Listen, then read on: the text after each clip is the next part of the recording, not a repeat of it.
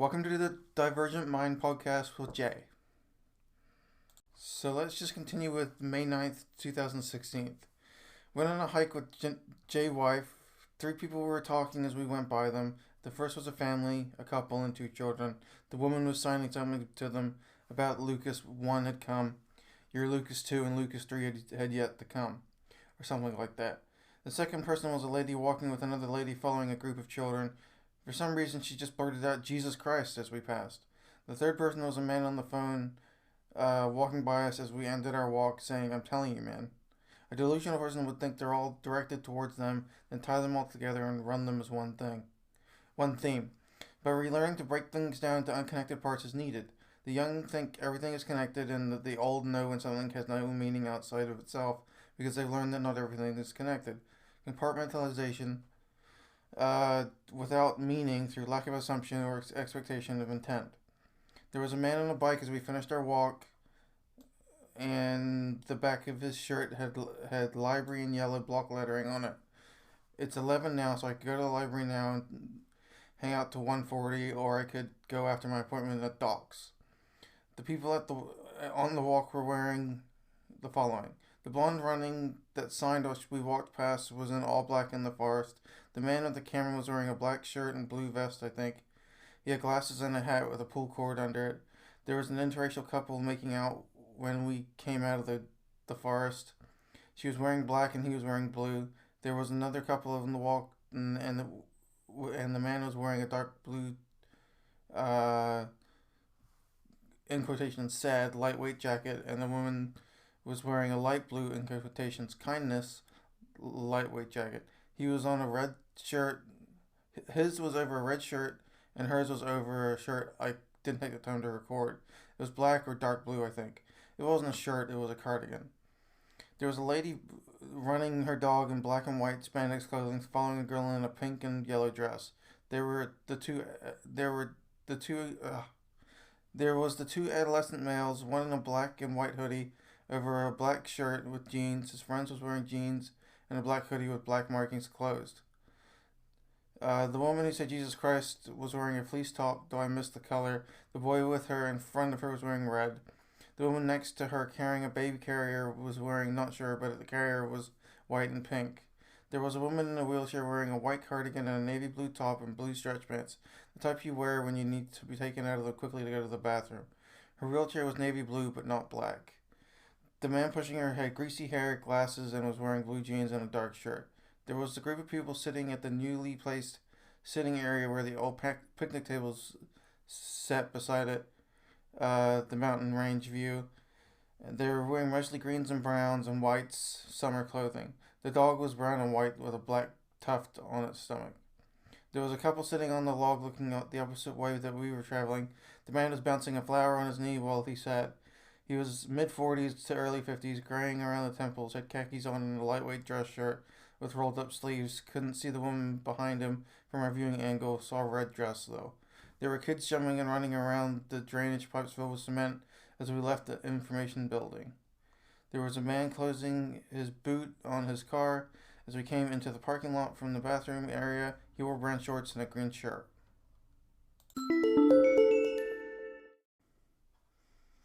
Okay, well, I'm taking a break, so I might as well do some ads. This is my first one, so bear with me. So, if you haven't heard about Anchor, it's the easiest way to make a podcast. Let me explain. It's free. There's creation tools that allow you to record and edit your podcast right from your phone or computer.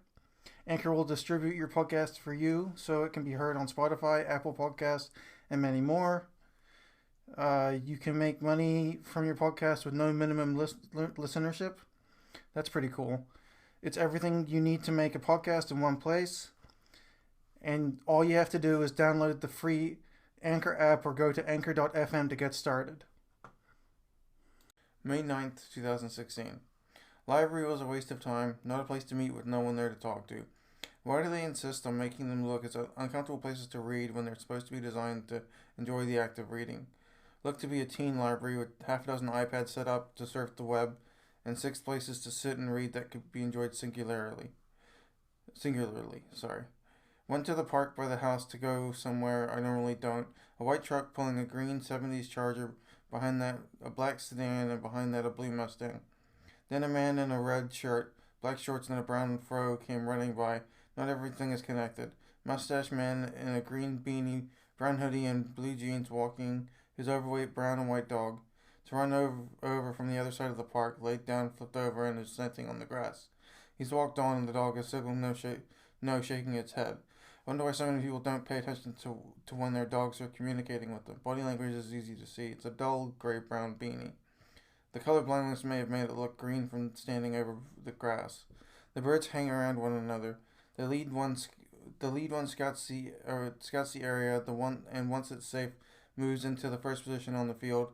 Once it started flying, a second bird takes its place on the fence, waiting for them as to call uh, to fly down itself.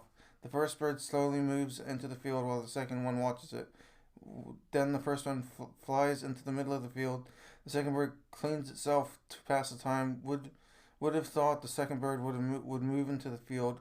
There it goes, cutting the path the first one traveled and meeting where it ended up. What a waste of a day. Found out I can't code an Xcode on a PC, so I've lost the ability to make the game, and I've lost all my art files. The actions to make them, and not sure what to work on now. Need to find a way to make a living without getting worse. May 9th, 2016. There are two types of capacitance collection, one being physically touching from a brush against a brush, the other by placing the collection materials in a gap between brushless connections. Okay, the magnetic fields in a ring system are projected outwards towards one another and mesh when viewed together, other than the magnetic field's area of repulsion within a confined space from forcing two of the same fields against one another. The ring of repulsion is where the negatively charged capacitance material is to be placed, because that's where the charge states between the materials is widened to force a negative space between the two fields farther. You have copper wiring placed around the ring in the same direction that the magnetic fields are traveling, or would it be better to build them offset, because forcing a magnetically channeled wire against one another wire, even if there is a slight gap to allow movement, should create a charge within those wires from changing the state of the magnetic field as it presses against another field. If you brush the movement against the movement magnet, it should create a ring of charge as it travels down its channel. And if you vent the capacitance material, i.e. making it a graphene substrate, then the magnetic field should pass through between the joining molecules, spacing more efficiently. There are two outcomes from moving the magnet, considering the core of the movement's mechanism is oppositely charged than its outer surface volume. You make the force output of the inner ring to be proportionally the same as the output of the outer ring, so that while the forces are stronger from the inner ring, it should force a balanced movement through, though would push against the outer ring more forcefully, lopsiding the charge production, needing to create a counterbalanced capacitance ring. The charge from the movement magnet builds towards its core naturally, but by creating a capacitance shell of the same charge, the charge will, if not shielded properly, switch between the two areas, and you will either not be able to remove the charge properly from the movement magnet structure, or it will intermittently have to refill over time until it builds enough to naturally pass to the capacitance area over an air gap or what have you. So it basically becomes a two-cycle motion, filling the core, overfilling it until it can produce jumps to capacitance field, then refilling as the pull from the capacitance material empties the core momentarily. How many magnets need to spin within a structure at what speed to produce a constant 5-volt charge? It's the force of the outer core magnet plus the force of the inner core magnets plus the force of the movement magnet times the number of revolutions divided by the time it takes to create a productive charge, or multiples of productions within a revolution, plus the time it takes to move the charge, plus the time it takes to refill. So it's the number of electrons displaced within a given revolution at peak duration minus the electron lost at regeneration duration divided by the total duration of the cycle, becoming a single revolution, though it's likely only partial surface area needed to create one charge point. Inner core. Number 1, empty state. Number 2, generative state. Number 3, full state. Number 4, overabundance production state. Number 5, pull from capacitance degenerative state. Number 6, partially or empty state. 7, regenerative push state. The capacitive shielding is 4 layers of naturally negatively charged material joined over the top of the movement mechanism so that the force from the inner core and outer core produce offering amounts of charge based on the force of the magnetic fields acting upon the material. The inner core's layers will produce a more forceful production because the forces acting on it are stronger on them, having broken the capacitance materials into 2 sets of pairs make 4 force types acting as ones. Setup is as follows. Outer capacitance, outermost layer, strongest outer core force, weakest inner core force. Outer capacitance, innermost layer, slightly stronger outer core force, weaker inner core force. Movement mechanism. Rotation of the mechanism is the equilibrium point for the core's forces versus the mass of the mechanism times its force on each side. Inner capacitance, outermost layer. Stronger inner core forces, weaker outer core force, just beyond equilibrium. Inner capacitance, innermost layer. Weakest outer core force, strongest inner core force, likely overtaken from the inner core completely.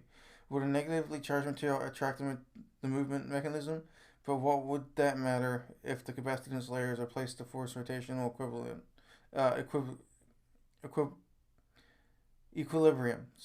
Equilibrium. So break the capacitance layers into nodes that have the surface area width to create an overabundance point. So the next one deals with the generative part of the cycle, creating the ability to cycle the collection gates so it doesn't naturally just pull the charge along with it, but instead builds charge points to dispel the charge, uses the next node, gates closed, to fill the core again, but because the nodes overfill the core, you get a full cycle or close to it on the third node.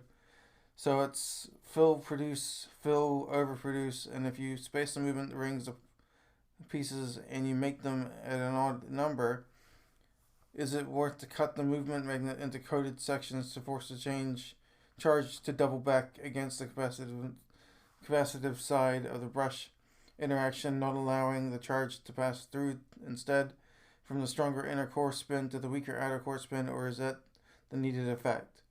It would be the most beneficial to cut it in half and allow the 2 charges to swing back and forth through the brush and back towards the collection points themselves. Even core pieces and movement pieces, static, static, static, static, static, static, static, fill, produce, fill, produce, fill, produce. You want the movement and volume side surfaces area to be smaller than both the inner and outer core's surface area because it makes it an offset system to force production point into the more efficient state of fully charging the movement core before finishing a cycle and producing a charge point either more intense or for a longer duration within a full revolution overall. Because if the brush forces a full state and then produces but is still closed, it makes a base charge for the next empty cycle or overproduction cycle to feed off of, reducing its overall empty state over time, potentially removing all of the together overall. Assuming the ring of movement makes materials. Let me say that again. Assuming the ring of movement materials is cycling from full to empty, one behind the other, but over the course of full, fill, full, you get the 2 cycles of production to work with, and if the production method fills the empty cells. Empty to full to overproduction 1 section, movement mechanism primed for release produces output 2nd section, overproducing mechanism moves to the next area. Degenerative pull begins on closed section, forcing movement up until the full and primed 3rd section. What would happen if the movement mechanisms are closed enough together to interact on the same node?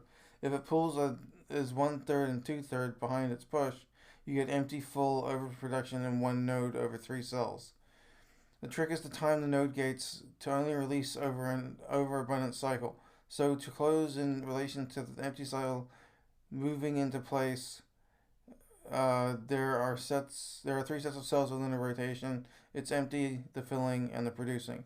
If an empty cell hits an overabundant node, it will fill inversely, being an unwanted effect. But if the empty cell node is hit with an empty cell, then the brushes will fill the cell, forcing it into a 2nd set of cells. But if the charge of the node is higher than the full cell, it will still attempt to equalize pulling into the cell. So there are either two sets of nodes or three levels, depending on whether you can close a node that is less than the incoming cell until it can force a reduced cell by as it is. Duty cycle. Uh, Closed node fills the cell. It reaches equilibrium at the second cell state and begins to overproduce at the outset, reaching the third state for the next node, forcing production until the cell empties. At which point the node closes, forcing the brush to refill its emptying cell once it's reached cycled. So the brushless phase can be used to fill the cell. The shield material opens at a given resistance, showing that the cell has reached production equilibrium. If the charge from the cell is less, allowing charge to move, if the charge from the cell is low, the shield is active. But if the charge of the cell reaches a point in the resistance is overcome, less allowing charge to move from the cell to the capacitance layer, closing off as it loses its charge. So you can do that by putting a shield around the cell or against the capacitance wall. So the movement cell has alternative diode screens to allow collection of a given direction. Then once they've reached the required level of sustained production, they are sent the opposite direction by overcoming a series resistor towards the receptive capacitor areas of the node. It's the time it takes to fill until it can sustain production until empty again, versus the system surface types it has to encounter to create a productive outcome. So it's like striking a match against an emery board. So you can call the production amount So can the production amount be so great and the bleed off to be so little comparatively to produce a generally increasing amount versus the offset it pulls off? If the nodes are cycled productively, only at peak capacitance, then it would eventually remove all but one subset of empty nodes. Though you were to pull it off on a small amount on the capacitance charge instead of emptying it, it may never actually reach an empty state. So it's a trickle battery setup. Greater pulls can be made, but the offset is that are increased down cycles in the duty cycle. But if the amount is lowered to less than the total pull needed to deplete the cell versus what is produced, then it essentially can produce some amount constantly over a set of nodes, given that the rotations don't stop. The node cycle from closed to pulling. So the cycle has the time resisted node closure with open spaces of cell production. So it is possible to segment the nodes themselves and cycle the resisted node closures mathematically to the deceptively producing cells. It can be done mechanically to not waste power, running computers to control software, vary the diode amounts from least to transistor to overabundance. Then it's a trickle on a trickle on a trickle. Then it's skimming the uppermost trickle properly. I can make one out of hard drive magnets, glue, and wire and wood. No, you need the diodes to create the well effect in the cell, and the passive effect in the capacitive node, which you can't produce yourself because you don't have a graphene press. Though it's hopefully a molecular printer at this point. You could make one of those later. Design just came in for one. Would they be interested?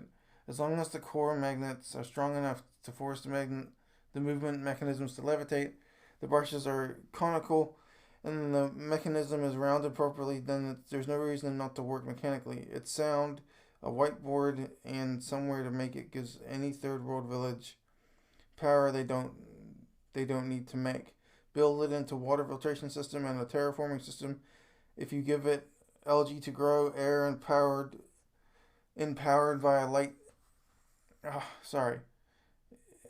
Give it algae to grow, air, and powered by a light. It runs the lights. The lights heat the soil. Germinated material grows the air producing plant. The plant produces condensation, helping water itself, but a small water tank lets you control growth. Algae filters water as rice does air. Mars is one of many, having a terraforming platform that can't kill the user with leaks or lack of experience, and being workable by a layman creates a class of object more useful than a nuclear reactor, because the layman can fix, rework, or redesign this and not kill the population. Life goal: affect the cascade movement towards the multicellular. I thought if you were prone to psychotic breaks and were asocial, that made you a sociopath. You think they made this album for Steve Jobs? I was talking about a Daft Punk album at the time.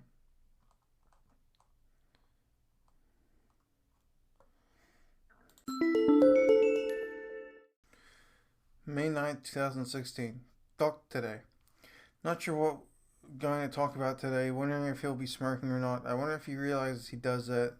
This Become song is whiny. I wonder what the point of existing is. I would say it's to affect the most people for the longest duration possible within and outside a natural lifespan. Happiness is a side effect of believing there's a point to existence, while deluding yourself that you matter in a sense greater than your own abilities, which are always limited in some way by your actions or inactions and the results of those things being reacted to, including being ignored by the outlying population. Tempering reactions on a global and interglobal space would be the newest level of control available.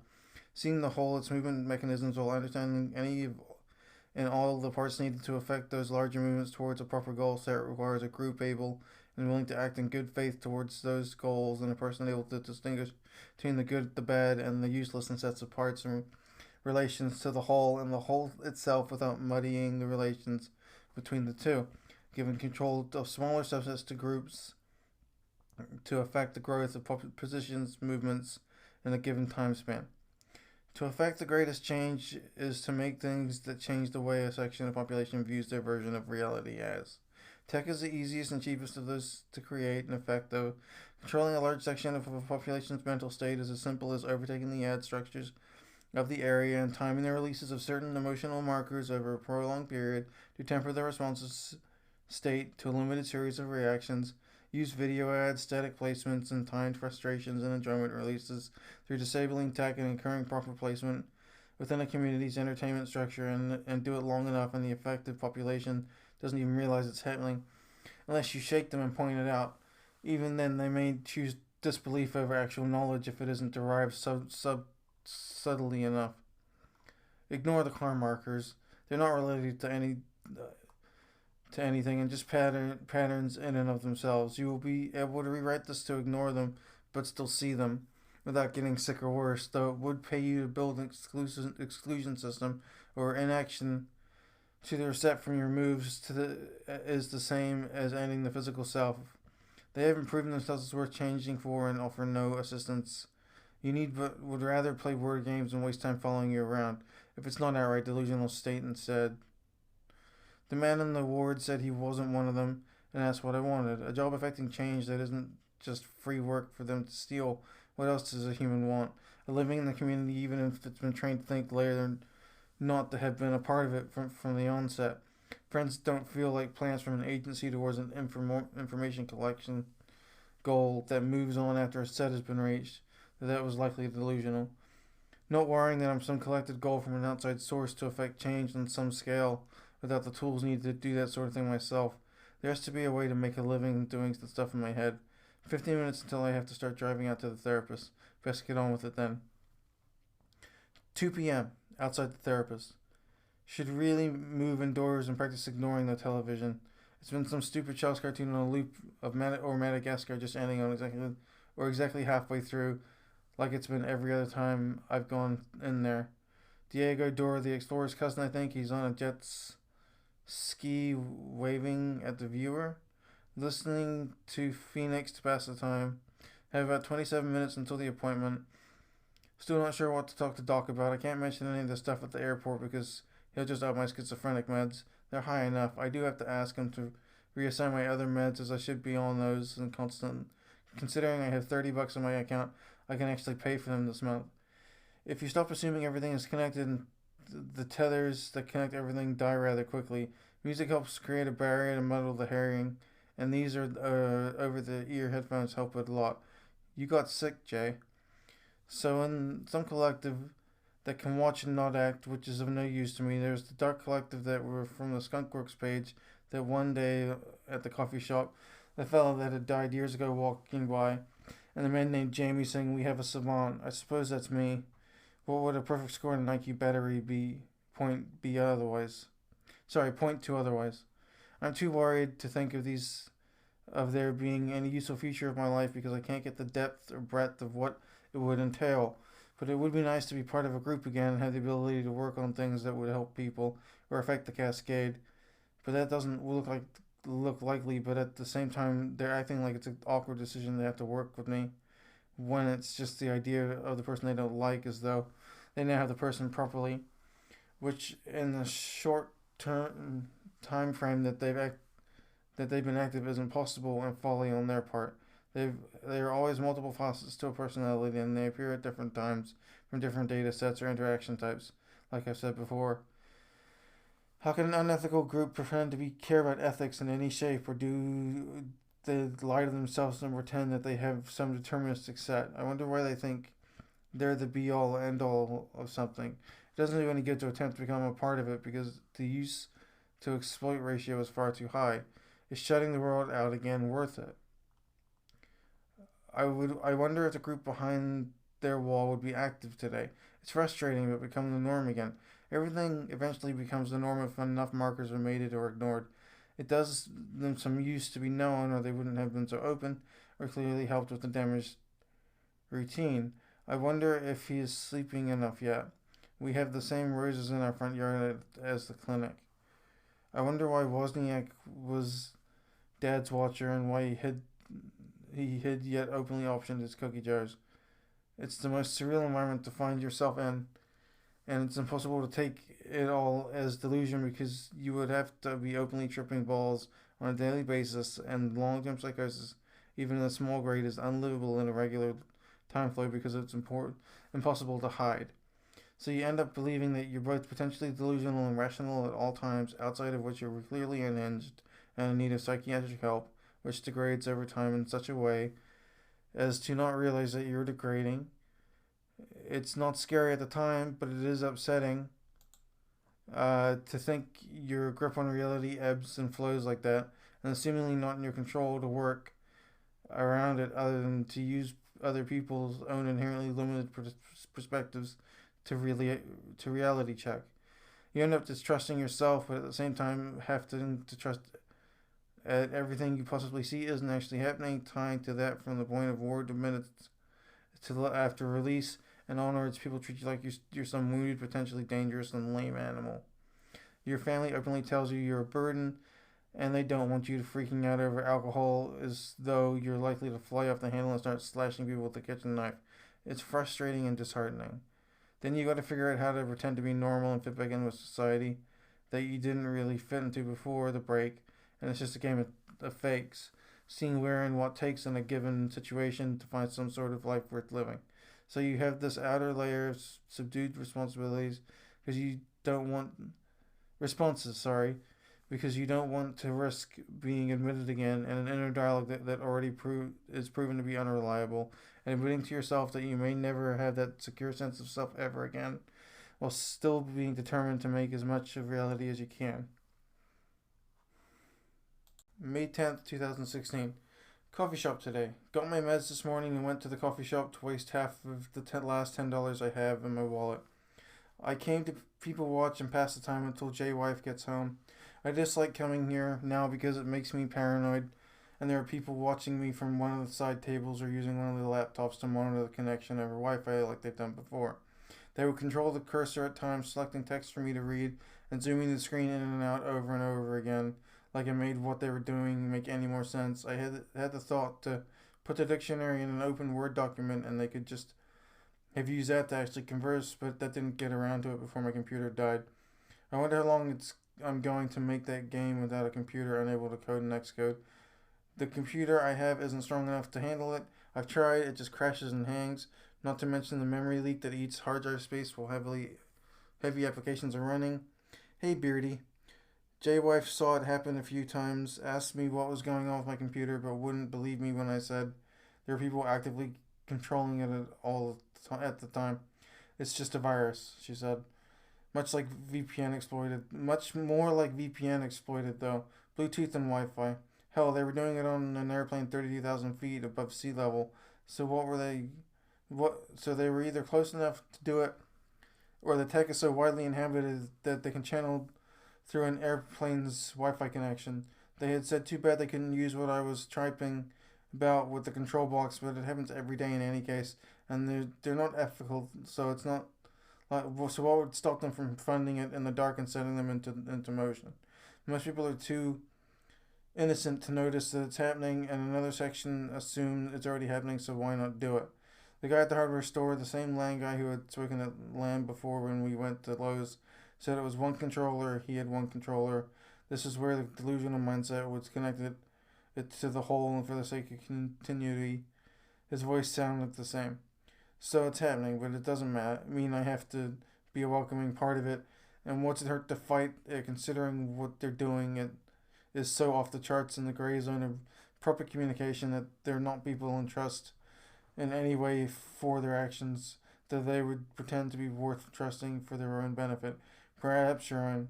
But there's no proof other than the lies, other than it's so far not been to your benefit to believe what they've been telling you. So recap the last few months and see what sticks. The Skunkworks guys are there in the coffee shop, and the non-photographed Jamie said we have a savant, though it's a basic polymath. You get people saying that you give good ideas when you take the what I've written when I write them down on the computer the night before. You have people pretending to be wizards who I guess are political and socio-economical game makers with enough money to leave the grid and prolong their lives exponentially through tech and medical development and funding. You get a group of people paid to watch, a group to message through body language and speaking in stupidly slow and small amounts through double-sided conversation. If it is that and not just a mind overly connecting random encounters from non-entities, they don't need finesse. They're attempting to control the flow of conversation by slowing it to their wanted speed, making you stumble along while they just make no recordable points towards a goal or real conversations. So it's just a game to pass the time with them. What is the gain from wasting multiple people's time when there are things to be done? But on the other side, what's the point of doing anything knowing you're being watched and recorded? Because it obliterates your need for self-discovery. You are part of the problem, and just because you don't want me to saying it doesn't make it less true. You've affected my perspective so fully that there isn't a way to go back to the way I was, because every time I try, I get worse. It'd be better to turn the television off, and when the lights start flickering, leave the house and learn to ignore the markers until the feeling dies away as nothing more than an idle, uncomfortable feeling. Yeah, there's no point in leaving the house today. Better to stay home and read a book.